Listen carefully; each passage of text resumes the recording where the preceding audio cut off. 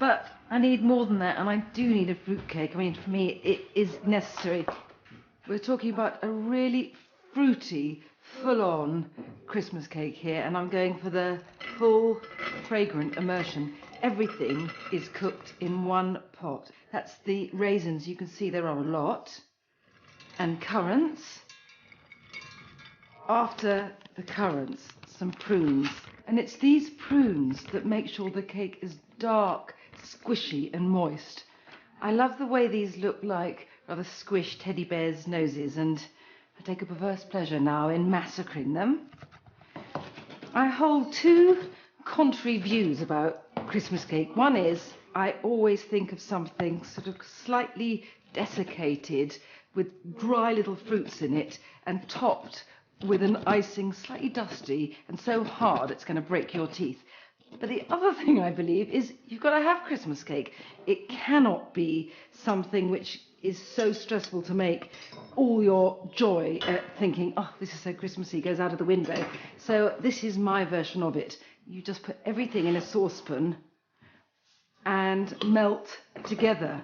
It used to be called boiled Christmas cake, which I always think sounds rather unappetizing, and this is just not boiled, but soused, aromatic, perfect. And to help this intensity along, I have been into my déclassé drinks cabinet and got some Tia Maria, but you could use any coffee liqueur. But what I like about this is that it promises to be uniquely dark and intriguing. Now some butter, just a small amount. You need that, that's going to melt and be all gorgeously absorbed by the fruit in the pan. Some spice. I just use mixed spice. There's something about the fruits and the liqueur in here which makes it taste anyway spicy. And I've got dark muscovado sugar, and actually the molasses in the sugar gives a strange feeling of spice anyway. It's like licorice almost, it's so intense. And now a gorgeous amber glossy slick of honey. Now I feel that honey is just something that so reminds me of this time of year, but I also feel the same way about oranges, the way their smell sort of permeates everything. And I'm using two, zest and juice. And it's a lot of juice, I know, but that's what keeps this so liquidy, and the heat means it's absorbed all in one go. Actually going to flay these fruits. If I could get a scented candle with this cake mixture, I'd be happy.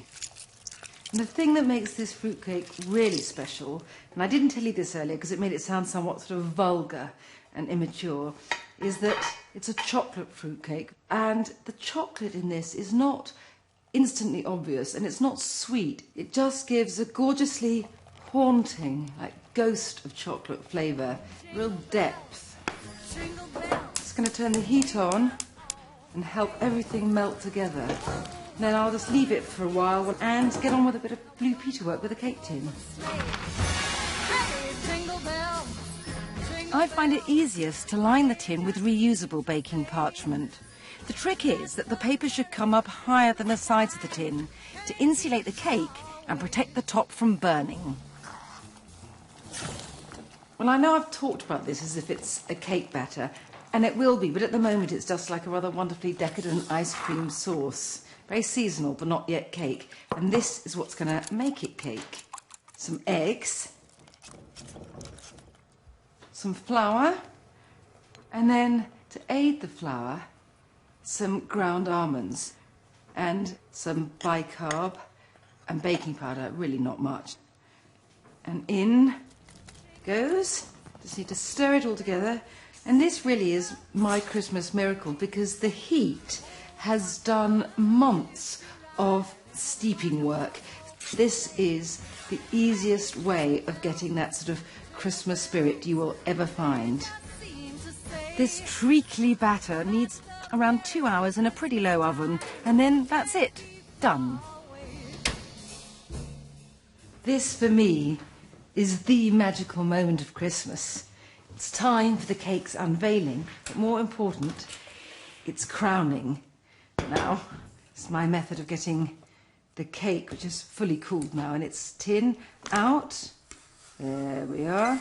I could leave it like that, it looks beautiful enough. Perfect. I'm going to take it off its base, peel off this reusable baking parchment. This is such great stuff. And now, there it is. So this is a really simple way of decorating the cake, but fabulous. In the middle, this is especially useful if your cake has sunk a little, some chocolate-covered espresso beans, some disco gold glitter, edible, I'm told. Can you hear choirs of angels singing? I've got some gold stars, which I want to stud round the outside. And finally, I want to drop some little gold baubles in amongst the coffee beans. When you see this, you realise there really is no turning back now.